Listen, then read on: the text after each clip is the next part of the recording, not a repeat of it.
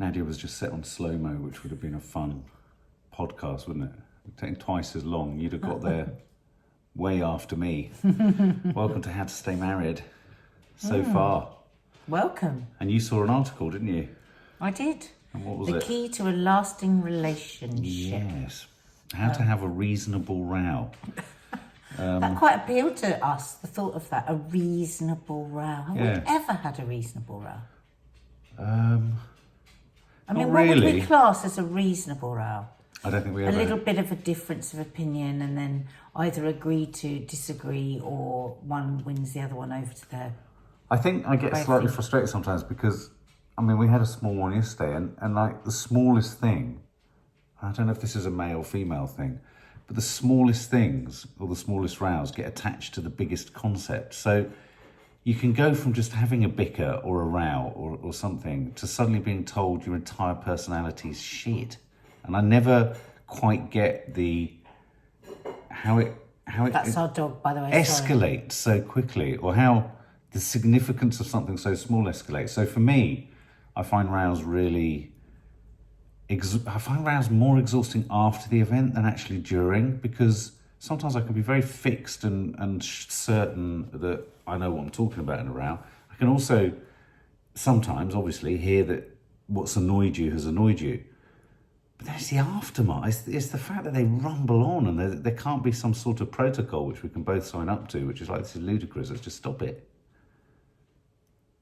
Okay. No. But I mean, I think you think I go on because, I mean, the phrase you use at the end of a row is often, "Oh, this is so boring," or it's so because I'm trying to actually draw attention to where perhaps a wrong was done in the argument, or I mean, arguments are based on misunderstandings, aren't they? They're based upon a disagreement. Yeah, exactly. But I'm guessing that this article that you've thrust into my face at God knows what hour this morning in bed and said, I think this is a good topic for the conversation. I mean, obviously it's going on about the fact that it's not a foregone conclusion that having a row is a bad thing. And A lot of people believe that, don't they? They say, oh my God, they really row this couple. In fact, they give an example there.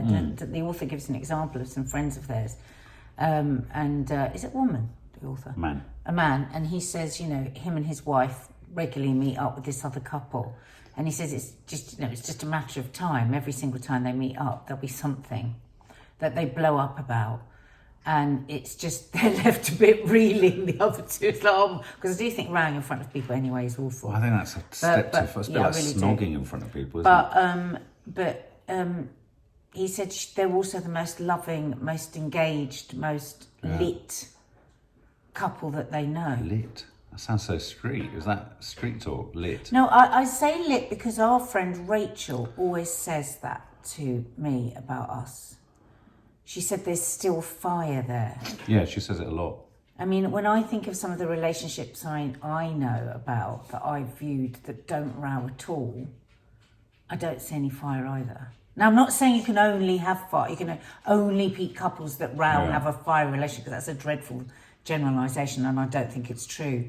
But I don't necessarily think zero conflict means good relationship. Well, I mean, a lot of people go for zero conflict because of children, don't they? I mean, I think more often than not. I think a lot of people go for zero conflict because if they scratch the surface actually of it, they think it will devastate the whole relationship. A tsunami of emotion. Because, like when you say that, often an argument will start about a small thing. And I think this is the same for most relationships, but all the stuff that one's been keeping quiet about comes up as well. And I think that happens a lot in lockdown, doesn't it? Because we're all trying to hold down our frustrations with the world and each other and whatever. Yeah, I mean, arguments for you are often like, it's often an opportunity where the dams burst and where you've been penting stuff up. Lots of other stuff gets chucked into the sin bin, if you like, and then it all comes flying at you. I mean, one of the most interesting things that this piece says, and really this is an article talking about a new book called Conflicted, Why Arguments Are Tearing Us Apart and How They Can Bring Us Together, which I think is going to be a good read. I think we should review it for the Sunday show. I do. And I do think it's interesting the way they couch it, because I think we're socially programmed to think that rowing and arguing is a bad thing. And I mean, we often do this on our Confessions of a Modern Parent. If I go, and we've talked about rowing before, but if I go back to how I understood rowing, what I understood rowing to be when I was a child, it was awful. I mean, it was the worst. I had the worst potential example set. And this isn't going on about, this is just a fact, this is just factual. This isn't like sob. It's just, I mean, it was aggressive, it was violent, it was invariably attached to violence, literally, threat, and extraordinary loss of control. And I mean, we're not just talking small, we're talking an extraordinary loss of control, to the point where as a child, very scary. Yeah, as a child, you're really rattled by, oh my God, I don't think I ever felt that I could have died, but when I saw what was going on, you certainly didn't know what the end consequence was going to be. And to a child, that's fundamentally petrifying. And so for me, I have a temper, but it takes an awful long time for that temper to blow relative to the tempers that I was brought up around. So, in one sense, that's a relief. It's also one of the other reasons I wanted to stop drinking, because of course when you do anything that means you can't control your emotions, it means you can't control the range of your fury. And so for me, I think I knew from a young age that I so wanted to avoid rows because they had the potential of just vast destruction. It's like an Avengers movie. It was going to be like, it'd be like one of those moments where the sound goes silent. There's that sort of whoop. And it's just like, fucking hell, what the hell's going to come out of this? It's a complete cataclysm. But of course, what that does is that creates more of a pressure. So that those, of course I've rowed, and of course I row, and of course I've got a terrible temper. We all row. Do you remember those, two of the marriage guidance counsellors we went to said that, posed that idea to us that actually what we're trying to do when we do that, like when we argue, is that you are trying to recreate what you couldn't fix when you were a kid. Do you remember saying that? First guy. Because we were talking about how sometimes it goes on and on, just the key keeps getting turned. Yeah. And then it's almost like it has to happen. We have to get to the point. Like there's a point where there's no other place it's going to go than screaming or shouting. And that conflict, in fact, he suggested that most problems in a couple's relationship are about trying to work out the shit that they couldn't work out with their parents in their own relationship. Sorry about that. We never stopped these, but we had to. Postman. I think sometimes when I mean, do you see any comparisons like with when it flips and like, because your mum's got quite a temper when she goes. Gosh, horrendous. Yeah. Horrendous temper. Comparisons with what?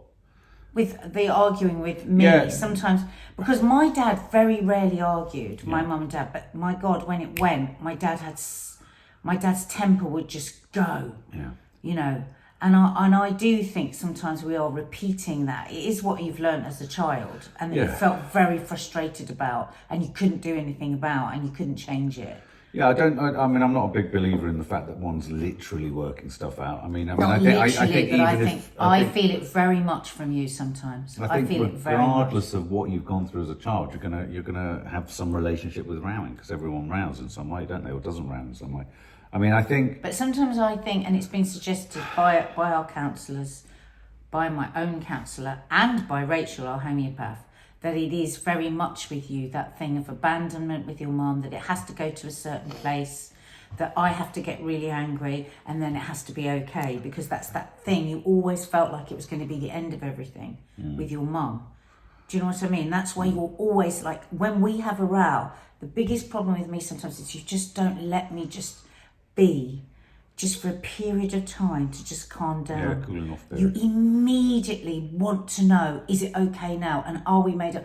And it actually prolongs it, because I need to just calm down, 5 notches. But I think over time, I've realised that becomes from you being a kid and thinking, oh my God, everybody's going to leave. Oh my God, if this isn't like a row coming from a place of these people who love each other and they've gone batshit crazy and they're trying to sort it out. This is a place where in a minute, everything could change. Bags could be packed. We could be moving to a different. Yeah, I mean, I don't like my mum might never come back. I might be left in this place. Well, yeah. And so you panic.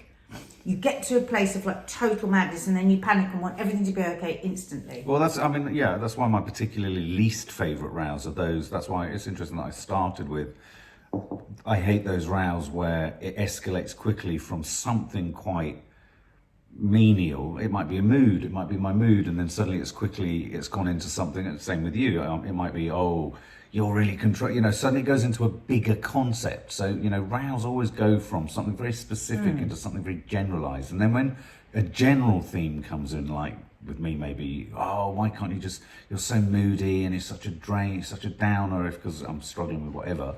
And I hear that and I think, well, actually, it's pretty tough to be with someone who's been like that for several days. And then I think, oh, but that's about my whole personality. It's very hard for me not to think that what's being said in a row is all of me, or all of that person's sense of me. And so I think you're right. I go into a panic. You go to all of the sense of me, because I might say, we've been married almost 20 years now. Shitting. And you still haven't worked out that sometimes when we're having a major row, I'll just say anything. And I don't really mean it. I might mean bits of it. Like if you say something really awful to me, I don't think, God, that's everything Mark thinks of me. I just think, well, yeah, fair enough. Sometimes I can be like that. But for you, it's devastating. Yeah.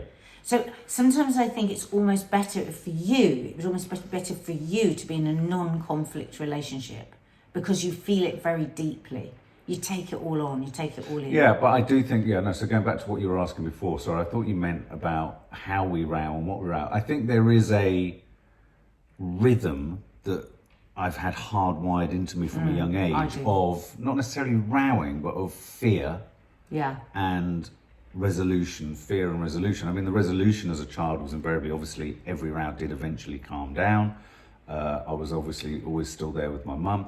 But, when I actually... Yeah, but you're talking about the rows she had with her partners. Yeah, being around those rows. And it would feel like to you that everything was going to change, that people you liked were going to leave, somebody new might come in. Someone always did You leave. might have to leave the home that you loved.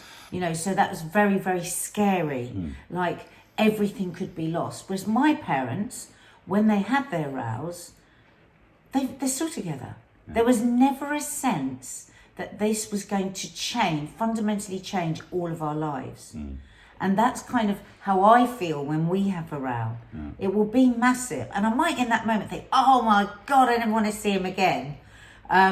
But I know deep down it's not going to fundamentally change our relationship. We're not going to leave each other over it. But I do think there are always sort of circumstances. You always think we're going to leave each other. Well, because I think there are always varying different reasons. So, for example, at the beginning of a relationship, you might think, God, we're having all these rows and she's going to leave because she's discovering things about me she doesn't like. And then after 20 years of marriage, or nearly 20 years of marriage, they mentioned this in the article, there might get a point where you're just, when we argue, or the reason I can't trust that we won't split up in this argument, you're saying use the 18 years as evidence. And I'm saying, yeah, but lots so typical of you, I'm going to use No, I can use it as evidence, but there's also evidence that 18, 20, many years together makes you get really bored of the same thing happening again and again and again. There's no place to win. Like at the beginning, it would have been because at the beginning you just walk on. So there's never any peace. And how do we know it's not the end? And how do we keep it interesting? And how do we keep it? And all those kind of things. And so, yeah, it's bloody exhausting. But I do think I agree with. One of the points that they make in this article, guys, which is quite interesting, is the idea that these moments of conflict are opportunities to check in, and also to check in with where each other are. Well, it's for me, and I'm absolutely not saying this is right for everybody, and I hate the rows when they're happening. But I suppose there is a muckiness to a row where there's real conflict that a lot of people don't want to get mucky with. Yeah. They don't actually want to know. Well, I think people don't really want to know anything. I'm thinking about, we're crazy on Married at First Sight, Australia at the moment. And there's this scene, this couple, they've been married like a week and met a week ago and married a week ago. And they're sitting on this beach. Oh, yeah. You may have watched it, guys. And she's Heidi, honey. And she's telling her some stuff about, she's telling her husband some stuff about her life. Some stuff that's really hard about her hard childhood and everything. 2 minutes in, he was so uncomfortable and actually spat it out, "I'm not your therapist." I couldn't believe it. No, but Mark, a lot of people don't want to know. No. They don't want someone shouting at them going, "Actually, do you know how you make me feel?" They might say, "Well, I don't want to. Well, I don't think- want to know how you feel." And to get mucky and to get upset and to hear stuff that you don't want to hear is just one kind of relationship. You know, we always talk, don't we, about those kind of relationships. We go, "Oh, you okay, darling? Would you like my God. Look, I just couldn't have that. But it's Stab what my I call a face in. polite relationship. But that, I couldn't have it. But that doesn't mean it's wrong. And it could feel very safe and very nice for a lot of people. And very safe and very nice for their children. But it's just, I just couldn't do it. I would go No, mad. I know, but I mean, interestingly, so there was that. I'm thinking there's all sorts of kind of contemporary examples being thrust at us at the moment in the media, because of course that moment where that guy said, "I'm not your psychotherapist. I don't want to essentially hear this sort Can of you stuff." talk about something else And now? she is like, if you haven't watched it, she's fucking a lovely, beautiful woman Deep who, thinking. for me, and it's interesting because my Mark response. fancies her. No, but my response to a woman like that, like you, would be, "Oh my God," and she's opening up about this shit. She really wants to know That means me. we're really connecting. For Yeah. me, that's like, oh, wow, okay, we're not just a physical here's thing, that. it's a kind of emotional, spiritual thing too. And wow, this is bloody brilliant. Yeah, still, hopefully we can have sex later. But that's all kind of rolled up into Yeah. a really nice thing of completeness and everythingness. And then at the other end of the spectrum, there's X on the beach, where I'm still in shock. I am still in shock at the idea that men are out there that simply see women as a rutting item to rut. Yeah. And of course, I say that knowing what men are like, but when you see it, Some men. Yeah, we'll be attacked. Be careful. No. But I mean, no. So I end up sort of thinking, yeah, you know, with arguments and whether you should have arguments and all this kind of stuff, you know, it's really telling what people want from relationships or how people conduct themselves in relationships. I have enough female friends that say to me, who are dead. They're dead inside because they said Bloody he just hell. won't argue. He just won't have a discussion about anything. But I also think within arguments, there's something else which actually this article doesn't talk about. And I think there's moments where you might hate the person you're around with, but love them. But you also get a bit of respect. I mean, I know, for example, that you are quite a fighter and, you know, you might not like what I'm saying, but I think if I was just the kind of guy who just forever was like never wanting to, avoiding and dodging and slipping, there's a sort of, but you know, people who just avoid arguments like that, I find are a bit, it's like in a workplace. I don't want an argument with someone, but I want a grown-up conversation about something. A grown-up conversation about something that sometimes requires a different tone of voice, a bit of a different attitude, a bit of a kind of pull up your pants, fucking stand steady, stand firm, be strong. And it's not about being bullying or anything like that. But I think if you were to see me constantly folding and moving and shifting and avoiding a row, you'd lose respect. Because actually, I do have strong feelings. And sometimes the reason we have big arguments is because I feel there's an injustice in that moment or a lack of respect about that. Or perhaps you haven't thought about this, or I don't like it when you do that. And that's me saying, I'm me. Oh God, absolutely. I mean, I can't sit here and say I think it's right for me sometimes to voice how I feel and to get mucky with it and say, but I don't think the same for you. No, but absolutely. But I think some couples do have that balance. Exactly. I think sometimes it's the most aggressive of acts to say, well, you know, passive aggressive. Nothing as aggressive as passive aggressive. Act to say, I just don't want to engage in this. Yeah. I don't want to. I don't argue. Yeah. And you know. If you want to get yourself upset, get yourself upset. Oh my God. Well, that is. I could not stand that in a relationship.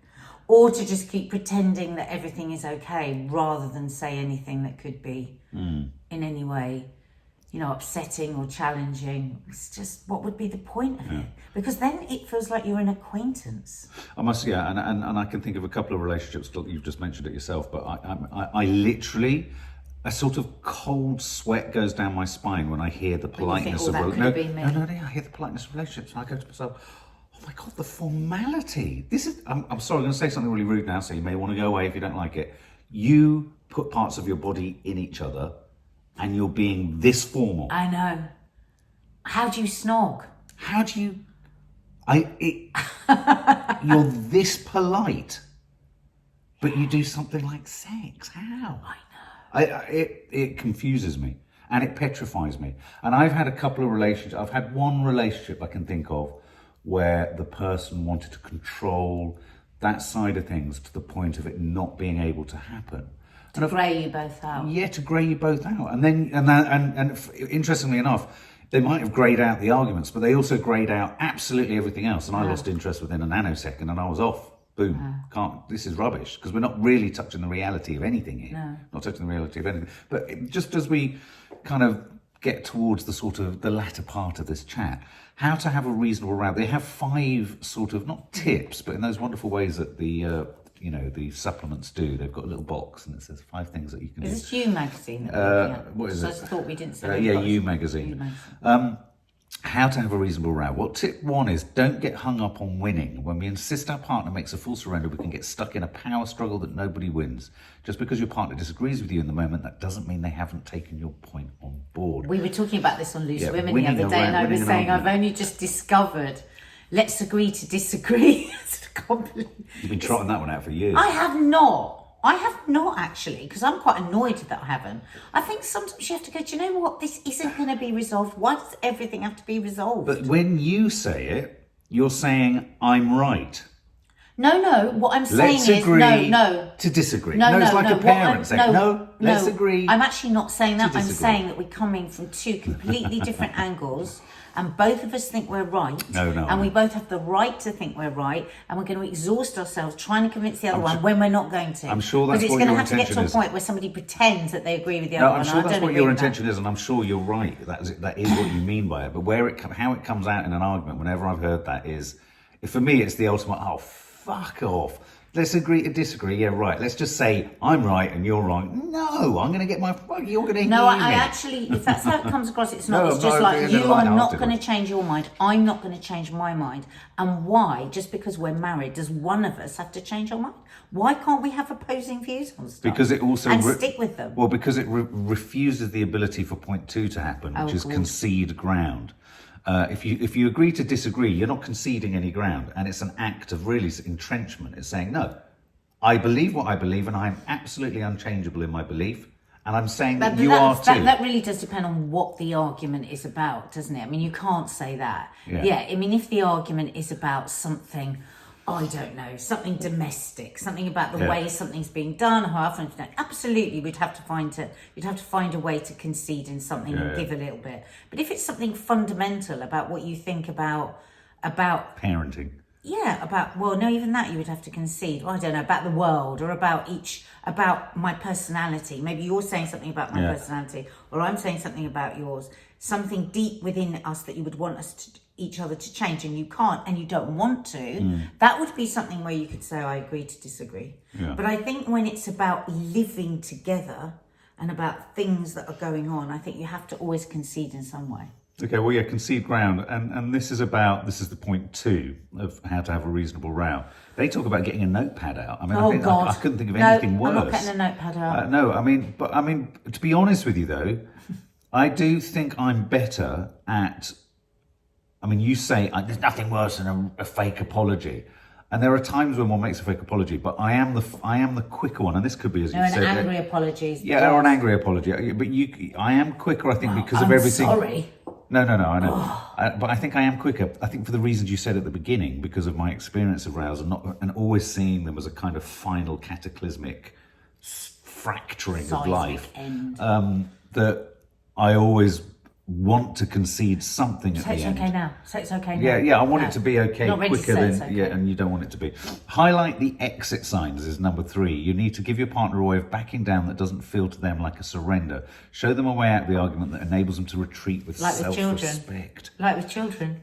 Don't paint them into a corner. Could you imagine me? Yeah, but if I try to do that to you, I mean, sometimes I'll say to you, I mean, years and years ago, you used to say, what don't you get? You need to leave me for hours. Okay, so, and I remember after a 6-month period thinking, I leave her for hours, she only gets worse. Yeah, because you would never leave me for hours. You leave me for hours and then text me all the time. Okay. And then in more recent years, I don't do anything. And still, I'll come back to you and I'm like, hang on a minute. The deal here was, if you didn't... You don't though. You don't. You just need to give me an hour to just calm down without texting me. Because it rages me again. Point 4, don't tell your partner what to feel. Experts who train police officers say that if you ask someone to calm down, invariably it will have the opposite effect. So, I mean, the worst thing I can say to you is calm down. Why are you so stressed? Why are you behaving? You know, it's like, I mean, yeah, it's frustrating. But then there's also that thing which I feel creeps into male-female dynamic, which is very difficult for some, you know, there can be, obviously, it's totally not right for men to, in any way, say, use their masculinity in a way to subjugate or control in a really horrible way. But I do sometimes think what gets lost in all of that is that men are men and women are women in fundamentally different ways. Men have a deeper voice, you know, and sometimes I feel it's expected that men shouldn't lose their shit as much, simply because there's the because they can assumption. When they shout, it's it's scary. Yeah. And I think that can create a bit of a sort of tinderbox for men, because they feel almost it is confusing because, and also I think, you know, you can't. You know, if you feel it, I might say. No, it doesn't. But sometimes I'm like, fucking hell. Sometimes the words that can be said in a row can be so much more hurtful than any kind of physical violence. And, you know, verbal violence is fucking horrible. And when someone's been verbally violent to a man has every right to shout or say something if they feel hurt. But obviously, it's that fine line. You know, we're talking about a sort of, in inverted commas, a healthy relationship where rowing is normal. And I think sometimes a card can be used against the man to shut him up. I.e. that he's exploiting his strength, or he's exploiting his... And actually, sometimes he's just feeling something, and he can't help the fact that the vehicle that he feels his thing in has a big booming voice and often is a barrel-chested man. You know, it's not always born of a patriarchal desire to control women. No. Sometimes it's born of hurt. Yeah. But I think, you know, giving roots out is one of them. And number 5 is keep a sense of humour. This can be hard when you're arguing about something you really care about, but laughter is an important safety valve. I mean, I will try and neuter things sometimes with a funny emoji, but that will be for you, if it's in the first hour, a red rag to a bull, won't it? Depends. I mean, I love it when we've had a row and I go out to get the drinks, as the girls say, oh, Dad's gone to get some Diet Coke. They've had a row. Code 4, they've had a row. And then when I come back, I walk in and you're in the kitchen like that. And that's for me is nice, because you've got a funny, you're not farting, you've got a funny face, which is kind of saying, should we write something on it? You know, you're acknowledging how ridiculous the whole thing is. I love it when you do that. I'm sure you do. Yeah, but you don't do it enough. Oh, I do it for when I feel it. Oh, flipping it. There we go. So these are all ideas that have been inspired by a book that's come out called Conflicted, Why Arguments Are Tearing Us Apart and How They Can Bring Us Together, which I think we should read and do in more detail. Don't you? Well, he talks there about, what was the bit where he talks about leaving a couple in a room and with something to discuss, an argument, and they had the couples that go into full-on rounds and the couples that didn't, and then they came back a year later, and actually the ones that had gone into conflict were doing much better. Yeah. Well, I think the thesis... And that's because there was...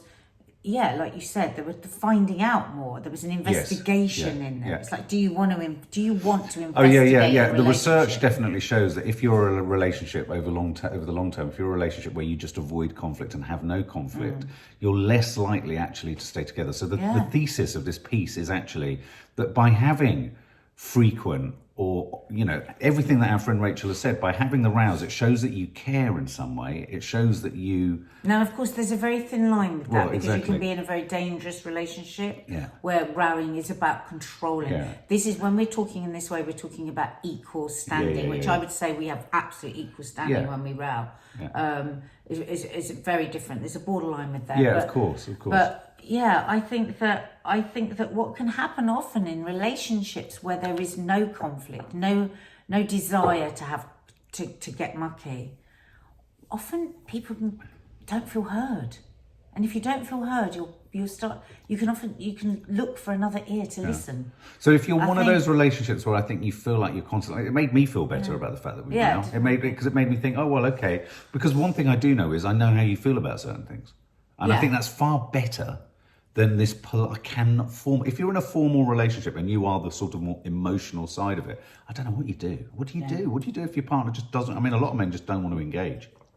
Yeah. I mean, but also a lot of women don't want to engage. Yeah, I don't think it's a gender thing. But I don't know think what it's. you do. I think you said. I think it's an interesting point what you say about the masculinity. I think there must be a lot of confusing signals for men. Like if I stand and scream and shout, it's nothing like if you scream and shout. Well, it's absolutely fine for women to scream and shout. Because of the volume of a man's voice, and it is more scary when a man shouts. So that's quite interesting. That have men in some way who are trying to do the right thing have gone too far and maybe I think there's a possibility. I think it's something to consider. I think also people that have grown up in a lot of rowing are scared of rowing and then don't want to have it in their relationship. It's so. I mean, this is an endless conversation. It really is. So let's end it. But because we've got yoga in a minute. Yeah.